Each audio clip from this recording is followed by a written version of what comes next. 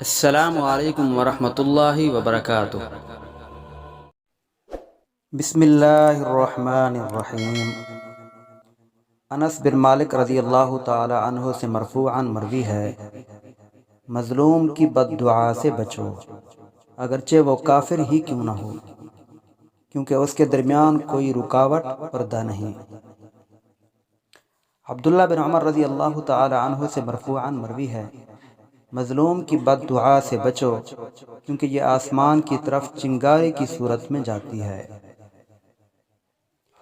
خزیمہ بن ثابت رضی اللہ تعالی عنہ سے مرفوعاً مروی ہے کہ مظلوم کی بد دعا سے بچو کیونکہ یہ بادلوں پر اٹھا لی جاتی ہے۔